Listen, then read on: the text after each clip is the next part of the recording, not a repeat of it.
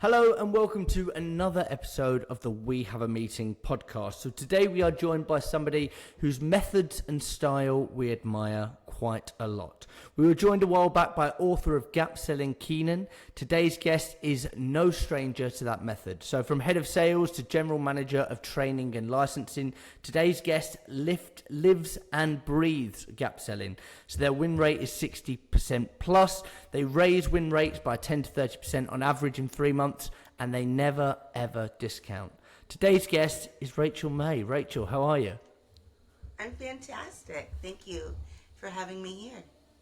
Fantastic. Well, thank you for joining us. Obviously, we are big fans. We've had Keenan on the podcast before, so we're excited to delve into your views and your opinions on sales and selling and everything that's right and wrong with it.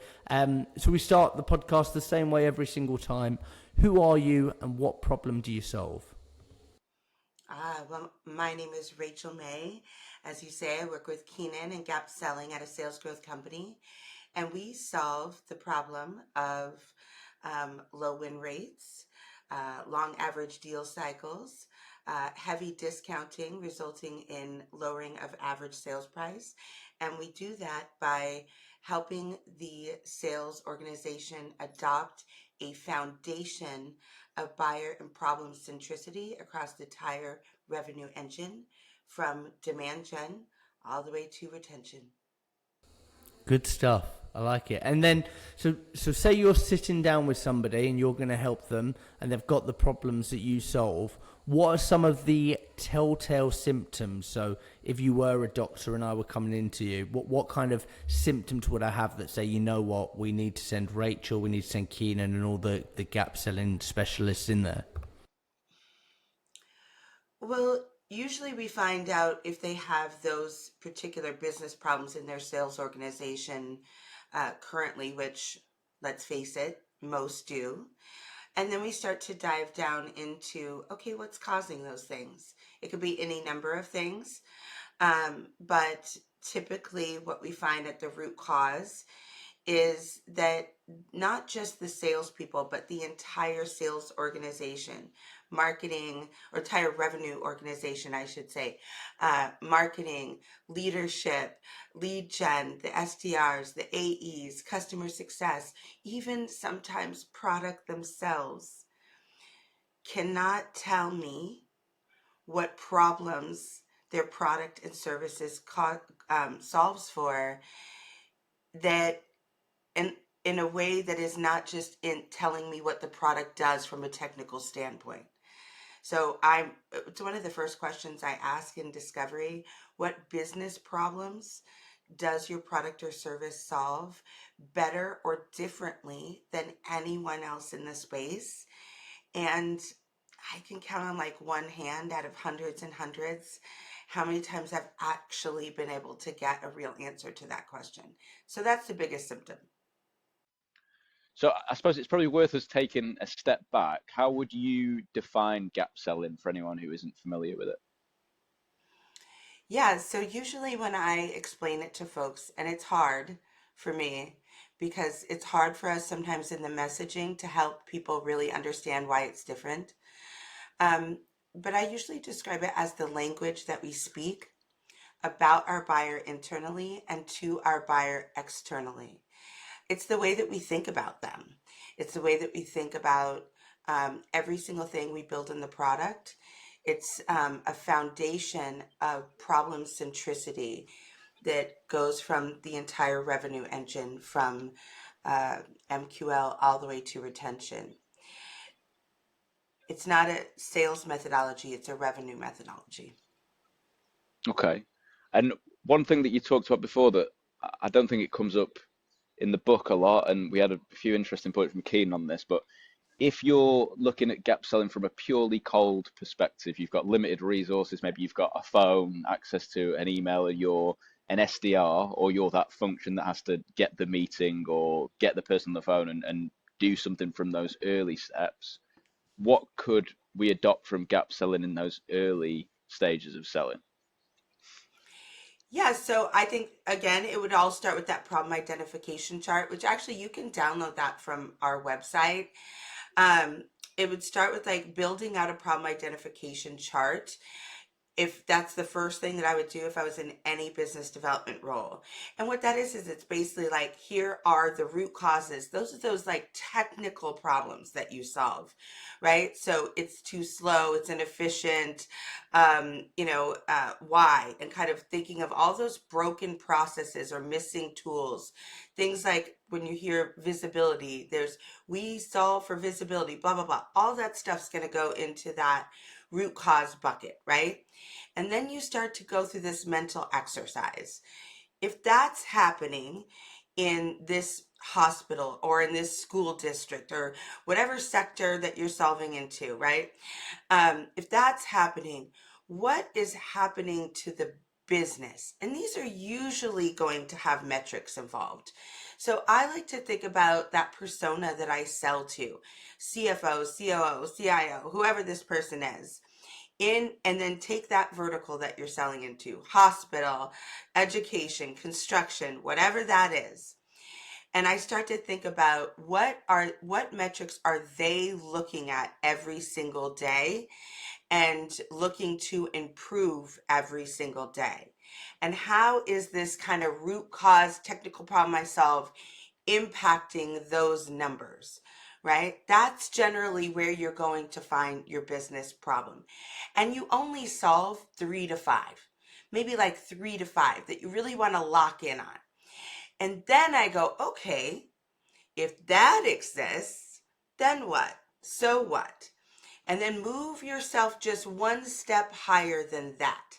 So move yourself one step higher above that persona that you sell into and think about, what are they talking about at a board meeting? And how does that business problem impact those problems? This is usually where you're going to get to revenue.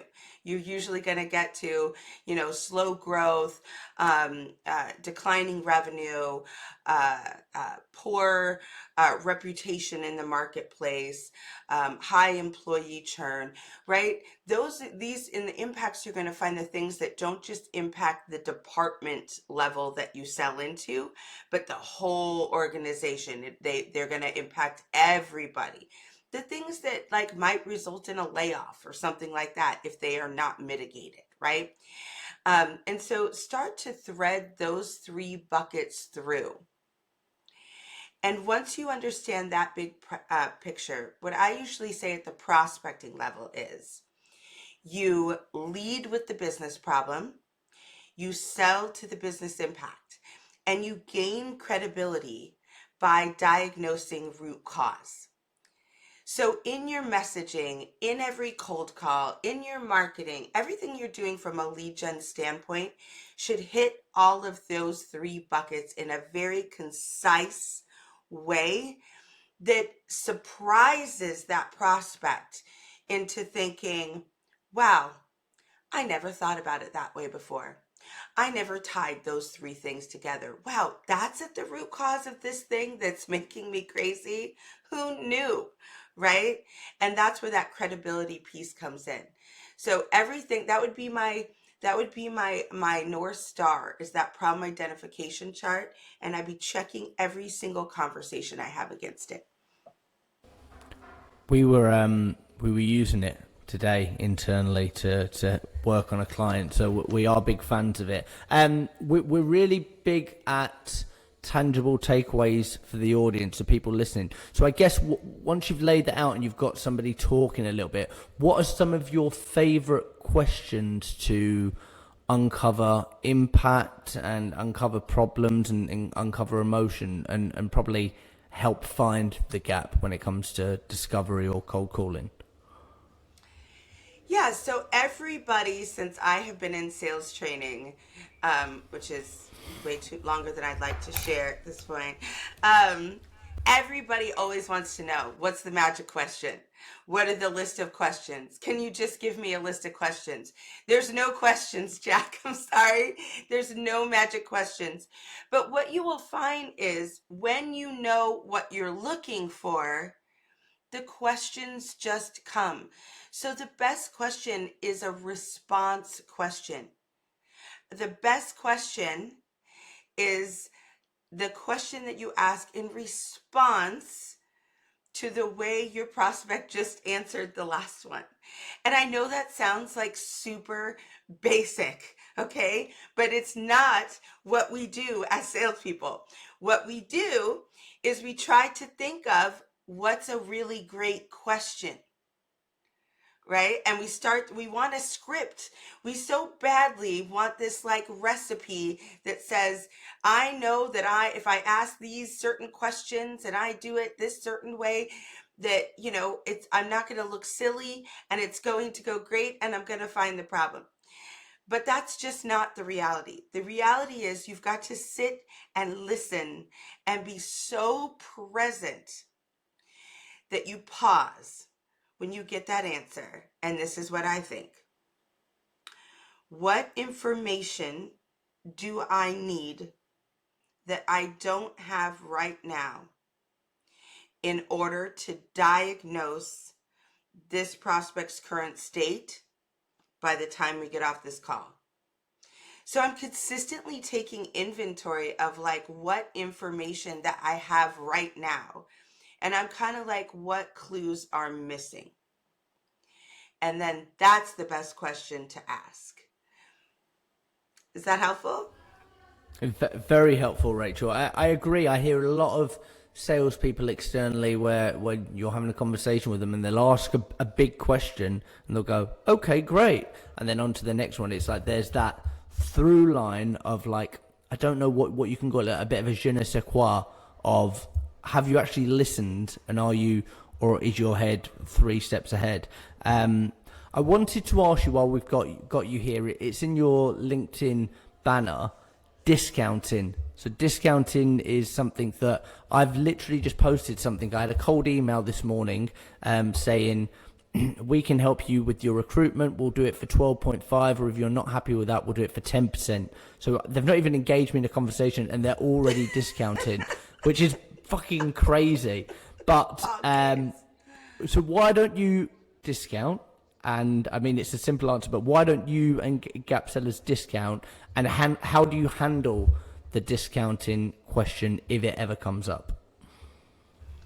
Yeah, I mean, I think that discounting is manipulation. And one thing like Gap sellers do not behave in is manipulative behaviors. And so when you think about how do you feel when you're in a sales process with a salesperson and you get to that last week of the month and they go, you know what, Jack? Because it's the 27th and I have to meet my number, that, number I gave you on the 5th, don't worry about that. You get a new one now because it benefits me. How do you feel about that person? Scum. Subtle, Jack. Scum. Dramatic pause there, Rachel. Scum. Yeah. So, I mean, totally. You're like, okay, I get it. So at the first of the month, you were going to make me into a chump. And because I waited long enough, now you're going to give me what it really cost. How long should I wait now, Jack? Right? How long should I wait? Another week? Should I wait till the end of the quarter? Maybe I should buy at the end of the quarter. Will that make what price will I get then? Right? It's manipulation, and a lot of people I don't think understand that this actually destroys trust with you and the salesperson. You might have done a great job all the way through discovery and built all of this great relationship, and you destroy it in an instant when you tell them that you were going to make them a chump on the 5th. But now it's the 27th.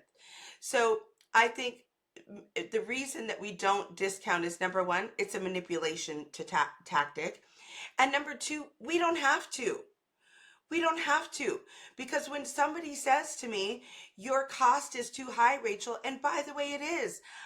We are not out here trying to be the value bargain bin sales training company. All right? Go somewhere else. Get away from us with that.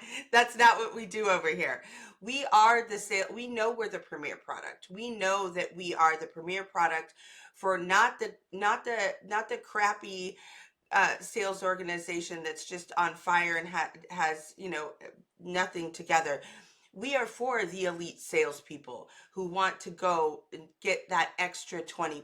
We know we're pricey. It's okay. But when someone says to me, uh, your price is too high, my question is, too high for what? I'm confused.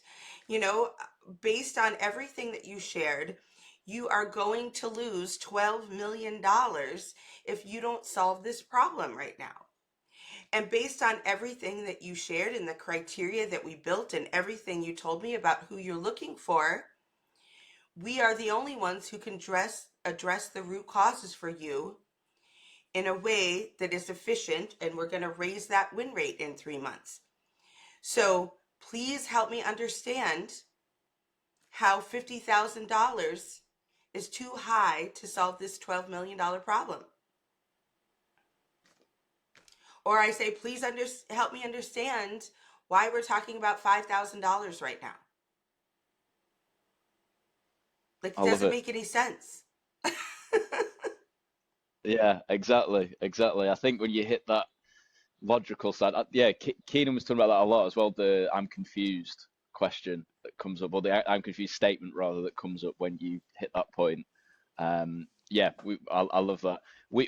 Jack's got this great thing as well around if people are starting to ask you to discount, and it's the difference between you walking away and not working with them, well, you can't lose what you never had anyway. So who's to say if you start discounting that they won't use that and go away? You can't lose something you didn't have. So yeah, 100% agree.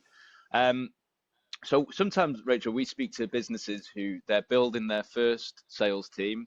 Maybe it's I've got SDRs, I'm going to have some A's, and we actually don't have a methodology in place yet at all.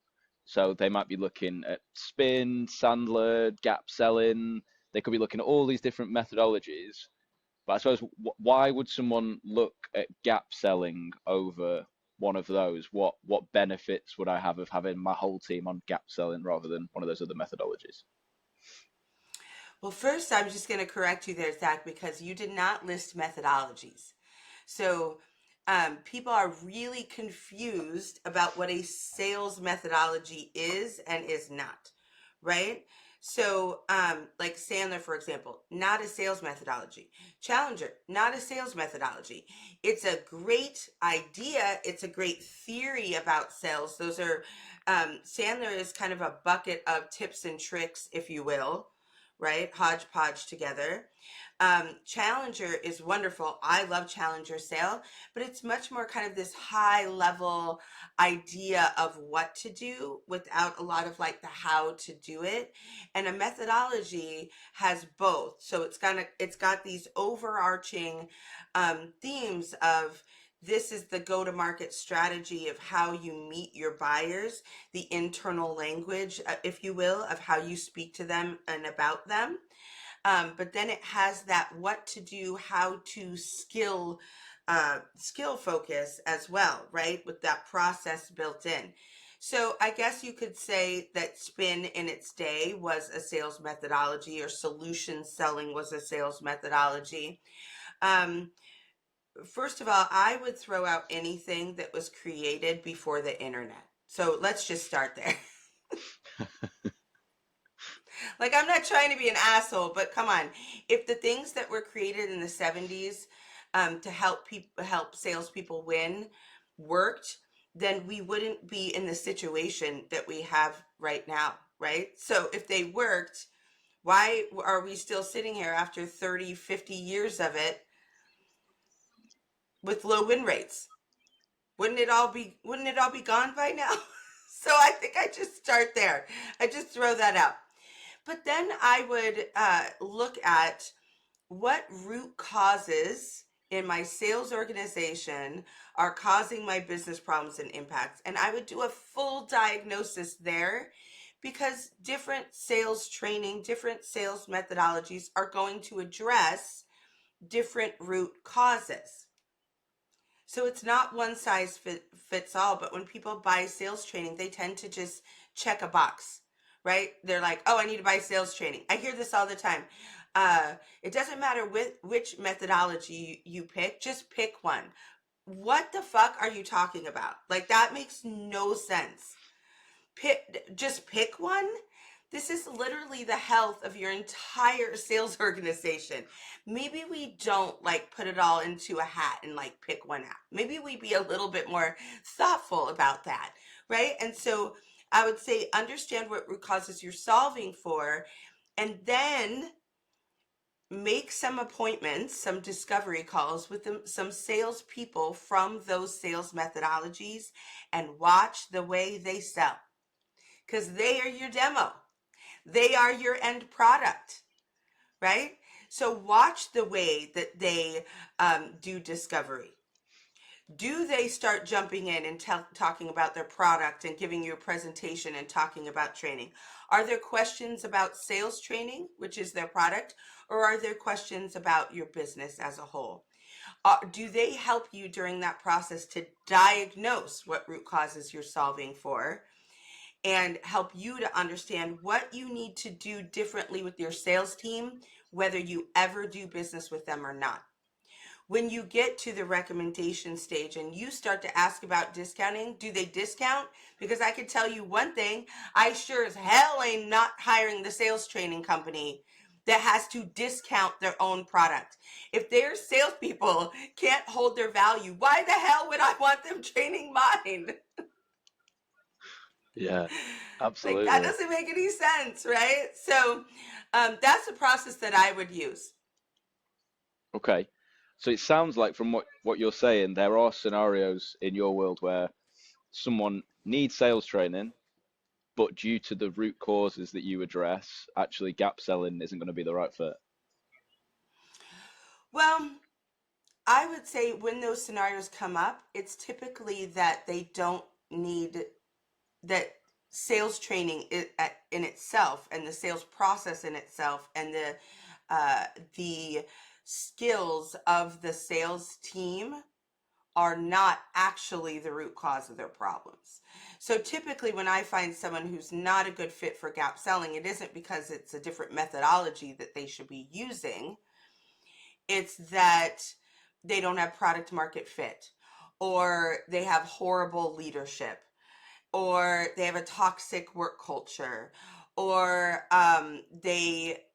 the reason that their salespeople can't sell is because um, you know the the uh, the product itself is overpriced against the competition and not offering anything else, or it doesn't have that differentiator, right? So I'm looking for all of those things in discovery to make sure that if they do come to us, um, that training is going to solve the problem in the first place. Of course, when that happens, I'm really fortunate because I've got fractional VPs of sales, I've got fractional sales enablement people, I've got fractional rev ops people, I've got someone who can come fix your marketing, and they all come from a gap selling perspective, so we can actually solve for all of those things. But to your question, I think this is the heart of sales, is not just looking for a place to sell, but diagnosing in such a way that you can tell your prospect, look, based on what you told me, you actually don't need sales training, or actually sales training won't solve your problem. What you need to do is go fix this, and then come back to me, right? Later. How many people you think are doing that? How many times do you think salespeople are like, you know what? Actually, you shouldn't buy anything from me right now. I doubt it a lot from a lot of calls I see. Um, I think we love it. It sounds like if you put our calls next to your calls, there'd probably be very similar conversations of trying to talk people out of it rather than talking people into it. One of the things I wanted to discuss with you was it's a bit of a funny old word in the world of sales, and I think I think it's a skill that gets treated the wrong way. I want to talk about urgency. So straight away, when I think of urgency, my head flashes to some sales rep saying, "You've only got till the end of the month to get this price." That's probably your basic way of creating urgency and building tension in the sales process. What do you think from a gap point of view are some strategies that help you highlight the gap to motivate the prospects to take action? Yeah, I think folks like when they think about urgency, they always say creating urgency. You can't create urgency. It's either there or it's not there, right? So, and that, to your point, Jack, is like part of the problem, right? They think our job is to create urgency. So now we're going to manufacture, i.e., manipulate our way into making the prospect feel like there's urgency there for them to buy, when really the only urgency is my sales manager is breathing down my neck and I need to hit my quota, right? That's your urgency. That's not their urgency. So I'd say you don't create it, you find it first of all. Is it there? And that's going to come to the size of the problem and the cost of an action, right? So how long can I go on with this problem bubbling up in my organization and causing these impacts before something really bad happens? How long can I tolerate the intolerable, untenable situation that I have today without me losing my job, having to lay people off, right? Like not hitting my growth target, not being able to fundraise, whatever it is. And it's your job as the salesperson to take that thread during discovery of root cause, business problem, impact, help them to see that thread, and then have a real conversation around, okay, so if you do not solve this problem with me, knowing that if you don't solve this problem, XYZ is going to happen in 6 months. Walk me through how you're going to solve that problem, if not with me. And most often the answers that I get, and I think that most of us get, is that they're going to DIY, right? We're usually not listening. We're not losing to our competitors. We're losing to the prospect doing it themselves. And so I think putting that competitor on the table and then having them say to you, well, if we don't buy a tool, if we don't use a partner, then we're just going to do it ourselves.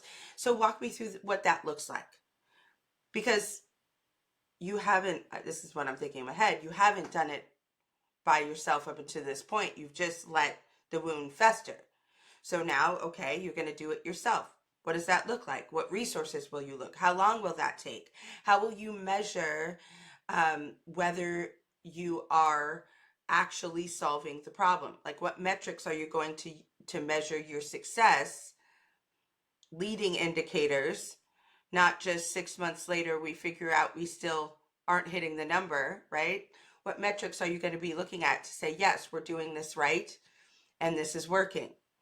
And when I start to ask questions like that, I'm really trying to understand, can they solve it by themselves before they get to the cliff? And is there anything that they're missing in that story that they're telling right now that I can help them with? That I can go, have you considered this? Have you considered that? Right? And my goal in that scenario is just to help them see what is the cost of an action and what is the cost of trying to do it myself? Because listen, I can go downstairs right now and like run off to Home Depot and I can buy the stuff and I can go put in new floors in my house. Or I could hire someone to do it. If I go hire someone to do it, it's going to take 2 days. If I hire myself to do it, it's probably going to take 2 months and it's going to look like shit. Right? And I might have to pay them to come fix it in the end. So do they have 2 months or do they have 2 days before they hit the cliff? There's your urgency. I like it. It's great when you start talking to people and you say, well, why don't you train them? Yeah, I could, but I've got the time, and then they start talking themselves out of it. Rachel, I wanted to ask you a really honest question. Is that okay before I proceed? Please. There's so much knowledge around, and there's so many brilliant books and like just listen to you. You're a fountain of knowledge. But why are so many salespeople just getting it wrong and fucking it up? How much time do we have, Jack? 21 minutes and a half. They're getting it wrong because we in the sales world still believe that our job is to sell. And everyone from leadership to, the sales team to customer success, like all the way through, every single uh, person in a revenue engine still thinks that it's the salesperson's job to sell, close, right? And because of that, there's this pressure put on salespeople that actually puts them in opposition to the people that they proclaim they want to help. If I am attached to this agenda of mine that I have to sell, and of course I am attached to it because I hear that every day, like that is the message that I'm getting from my manager. Everyone's breathing down my neck.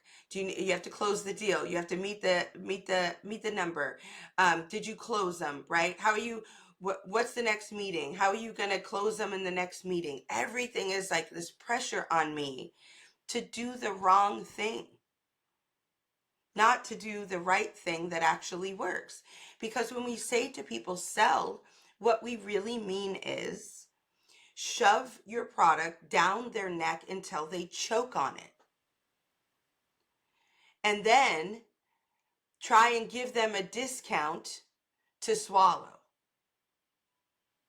right? And then what we do then is we go out into the world and we go, you just love helping people. No, you don't. No, you don't. Because if you did, you wouldn't treat them that way. So I kind of position it like this. In the sales world, we're calling the salesperson the pharmacist. I come to you and I go, here's my prescription, and you give me the drug. And then maybe you give me a little counseling around what the drug does and not to take it and to make sure I take it with food and how to use the drug and what the side effects of the drug might be, right? But salespeople are not the pharmacist. They're the doctor. They're the doctor of the business world. And so we've got the job all wrong. The job is to be the doctor. The job is to say, okay, I've got no skin in the game here. I don't have a drug sitting behind me that I'm just hoping you say something that I can, write that prescription and send you off. That's not what I'm trying to do. What I'm trying to do is with a completely open mind and open heart, use my own expertise and just really be present and say, this person came to me and something hurt, something's broken. And I need to find out why, what's at the root cause, so that I can diagnose what's going on for them in a way that highlights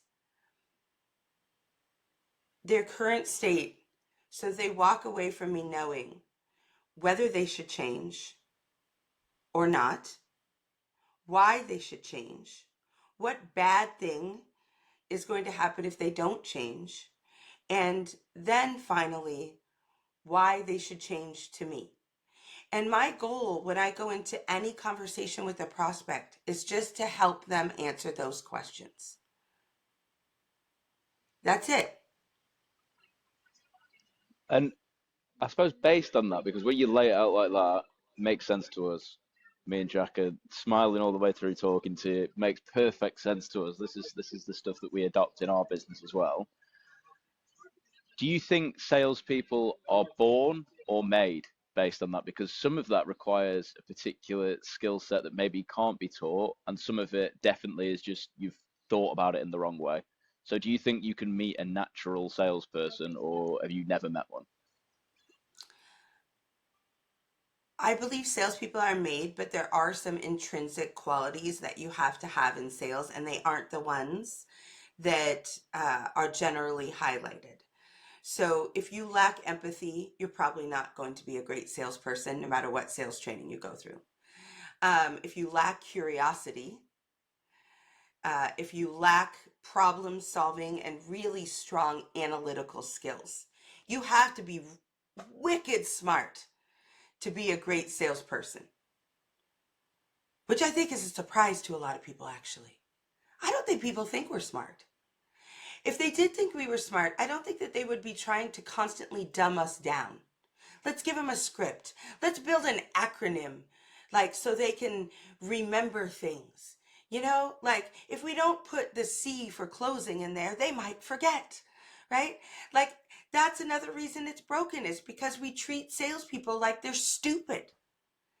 And then we build all these structures around them to say, let's make sure they don't have to think, because we don't trust that they can think in the moment.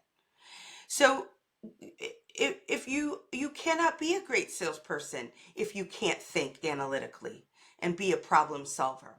You can't be a great salesperson if you are not just a voracious learner.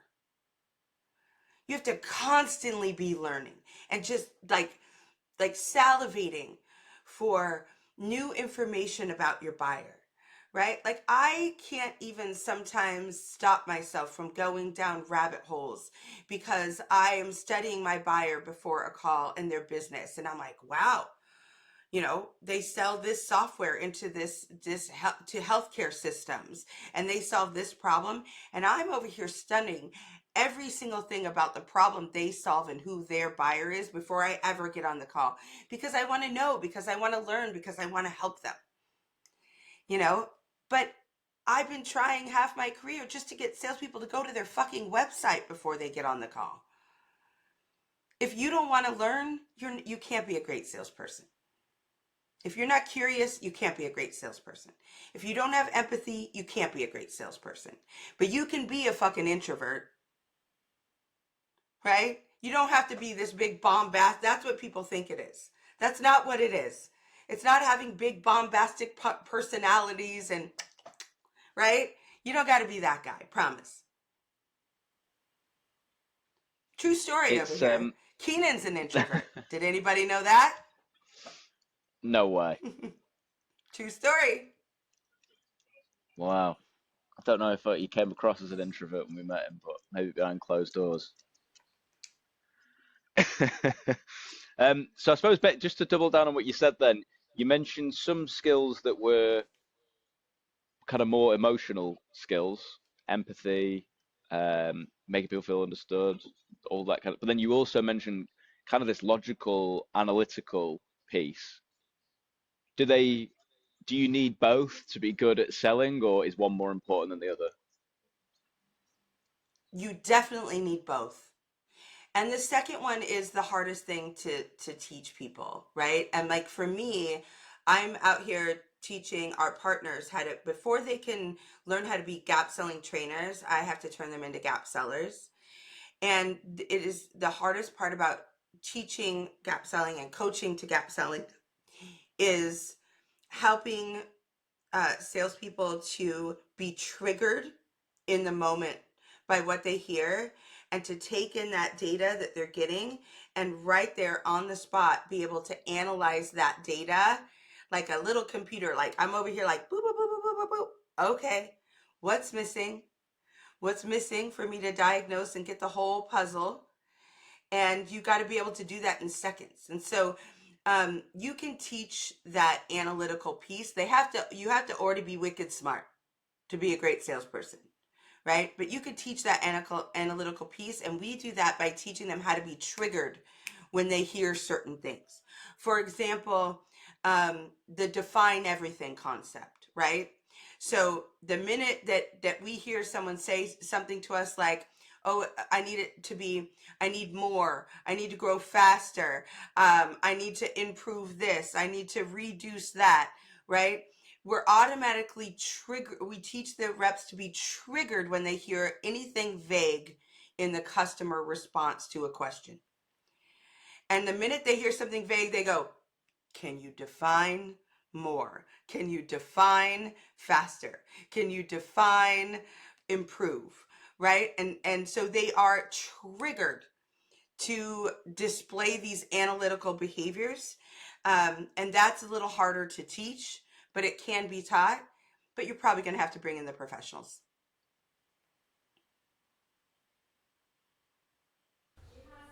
I love that. It's like teaching a dog how to do it, which I think is brilliant. It's the same way our favorite sales question. I know you say there are no like sales questions. Our favorite is, what do you mean? When you say you need to grow ridiculous amounts, what do you mean? So it's that defining. Rachel, I've got time for one more question, and I've been saving this one for the end. I am a sales leader, and I believe that all of my leads and prospects should be BANT qualified. Why am I wrong? Oh, good golly. You saved this one for the end.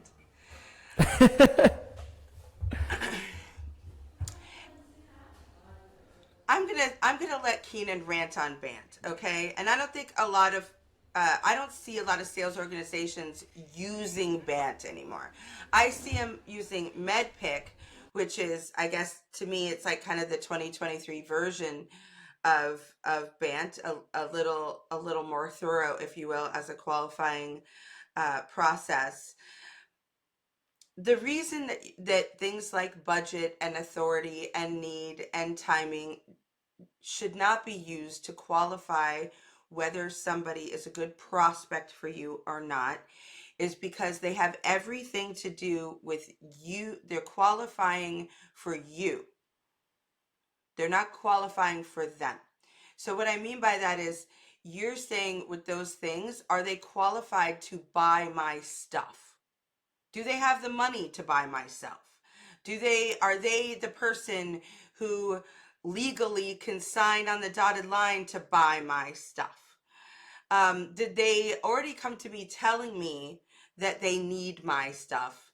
And do they not have a contract with somebody else, or that contract is up so they can buy my stuff right now? Everything about that is selfish. Everything about that is focused on you. None of it is focused on them.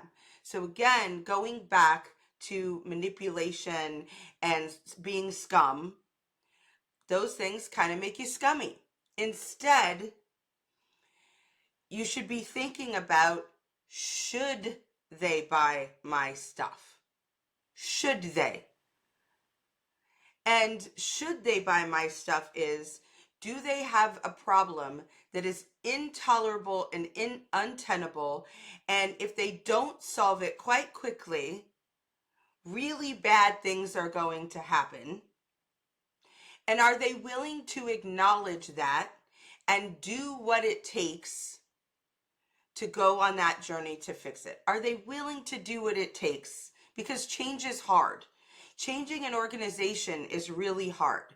You could change one of these tools, and now you got to go teach everybody how to do it, and they're all going to bitch about it because they don't like it for like 6 months to a year, and you got to hear about it, and they're going to mess it up, and there's going to be problems caused along the way.